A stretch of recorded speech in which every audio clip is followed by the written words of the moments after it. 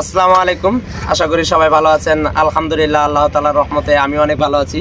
আমার পাশে যে যমুনা নদীটা দেখতেছেন, এটা আমাদের বৃহত্তম অনেক দিন আগের নদী, যা দিন দিন শুকিয়ে যাচ্ছে। তাই আশা করি এই নদী অনেক মানুষকে সর্বহারা করেছে।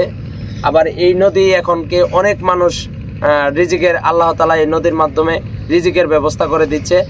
এবং কি পাশে যে চরটা আপনাদের যদি আমি ঘুরে ভালোভাবে দেখাইতে পারতাম, তাহলে হয়তো বুঝতেন যে এই চরে আমাদের কি পরিমাণ ফসল চাষ করা হয়। তাই আসলেও এই যে নদী, এটা এখন নদীর এই শীতকাল থাকার কারণে নদীর থেকে পানি অনেক নিচে চলে গিয়েছে। আর এটা যখন বন্যা পানি চলে আসে, আমি যে জায়গায় বসে আছি এই জায়গায় পর্যন্ত পানি চলে আসে। আসলেও আমরা চর এলাকা ধরে না, তবে আমাদের পাশেই যে চরটা এই জায়গায় অনেক হাজার হাজার বিঘা জমি। এই জমি থেকে যে কোনো ফসল উৎপাদন করা সম্ভব, বা আমাদের গ্রামের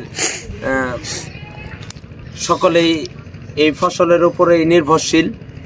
তাই আপনাদের কাছে এই কথা বলার উদ্দেশ্য এই যে সবাই আমাদের এলাকাবাসীদের জন্য দোয়া করবেন, এবং কি এই নদীর জন্য দোয়া করবেন। আল্লাহ তাআলা যেভাবে নদীটাকে দিন দিন আল্লাহ তাআলা যেন দিন দিন নদীটাকে যেভাবে বিলীন করে দিচ্ছে, এটার জন্য দিন দিন এইভাবেই শেষ হয়ে যায় আমাদের থেকে, যেন আর এই নদী থেকে যেন ক্ষতির কোনো আশা এবং কি আশা না করা যায়। আল্লাহ তাআলার রহমতে আমরা এখন এই চর থেকে ভালো ফসল পাচ্ছি।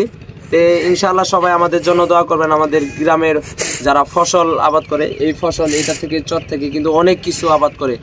আর একটা চর ফসলের জমির জন্য কত উপযোগী সেটা আমরা সবাই জানি। যারা শহরে থাকি তারা শুধু এগুলা মিস করি। আমিও একসময় গ্রামেই বেশিরভাগ সময় কাটিয়েছি। দীর্ঘ কয়েকদিন যাবত বা কয়েক মাস যাবত আমি শহরে আছি। আসলে আজকে আমি বাড়িতে আসার উদ্দেশ্যে এই বাড়ি